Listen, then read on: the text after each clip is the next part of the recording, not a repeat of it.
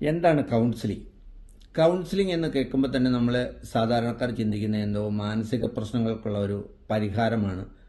Actually അത് നമ്മൾ ഉദ്ദേശിക്കുന്ന രീതിയിൽ ഒരു മാനസിക പ്രശ്നങ്ങൾക്കുള്ള ഒരു പരിഹാരമല്ല. അത് മറ്റു ചിലർ ചിന്തിക്കുന്നത് ആത്മീയപരമായ എന്തോ ഒരു സാരോപദേശങ്ങളാണ്. ആക്ച്വലി നമുക്കിതിൻ്റെ ഒന്നും ആവശ്യമില്ല. പക്ഷേ അനുദിന ജീവിതത്തിലെ ഇന്നത്തെ ഒരു കാലഘട്ടത്തിൽ നമുക്ക് എല്ലാവർക്കും, നമ്മൾ എത്ര പ്രൊഫഷണലി ക്വാളിഫൈഡ് ആണെങ്കിലും, നമ്മൾ കൊച്ചു കുട്ടികൾ മുതൽ വയോവൃദ്ധന്മാർ വരെ അവരുടെ പ്രശ്നങ്ങൾ പങ്കുവയ്ക്കാൻ അല്ലെങ്കിൽ അവരുടെ പ്രശ്നങ്ങൾക്ക് പരിഹാരങ്ങൾ യുക്തിബോധത്തോടെ എടുക്കാൻ പറ്റാത്ത ചില സാഹചര്യങ്ങൾ ജീവിതത്തിൽ വരാം.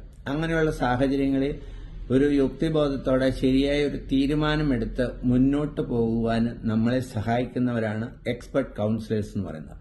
ഈ കൗൺസിലേഴ്സിന്റെ ഒരു ദൗത്യം എന്ന് പറഞ്ഞാൽ, ഇപ്പം നമ്മൾ കൗൺസിലിംഗ് ചെല്ലുന്ന വ്യക്തി പറയുന്ന കാര്യങ്ങൾ അപഗ്രഥിച്ച് അത് നമുക്ക് കൗൺസിലിംഗിലോ ഗൈഡൻസ്, സപ്പോർട്ട്, കെയർ, ലിസണിങ് അല്ലെങ്കിൽ മെന്ററിങ് വഴി ചിലപ്പോൾ അതിനൊരു പരിഹാരം കിട്ടാതെ വരുന്ന ചില സാഹചര്യങ്ങളുണ്ട്. അങ്ങനെ വരുന്ന ഒരു സാഹചര്യത്തിൽ അങ്ങനെയുള്ളൊരു വ്യക്തിയെ വളരെ കെയർഫുള്ളായിട്ട് ഒരു മനഃശാസ്ത്രജ്ഞന്റെ അടുത്തേക്കോ മാനസികരോഗ വിദഗ്ധന്റെ അടുത്തേക്കോ സൈക്കോ തെറാപ്പിസ്റ്റിന്റെ അടുത്തേക്കോ ഗൈഡ് ചെയ്യുക എന്നുള്ള ഒരു ദൗത്യവും കൗൺസിലർക്കുണ്ട്.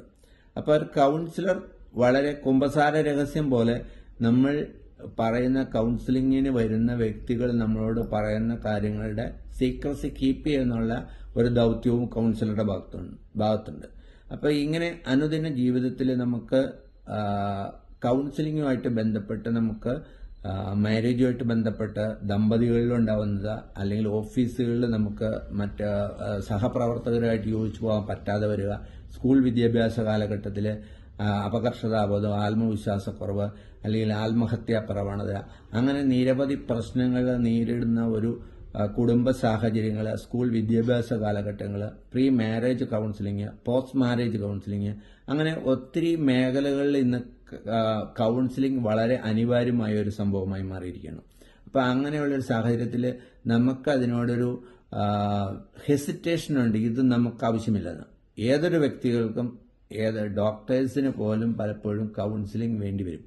കാരണം അത്രമാത്രം പ്രശ്നങ്ങളെ അതിജീവിക്കേണ്ട ഒരു കാലഘട്ടത്തിലൂടെയാണ് നമ്മൾ കടന്നു പോകുന്നത്.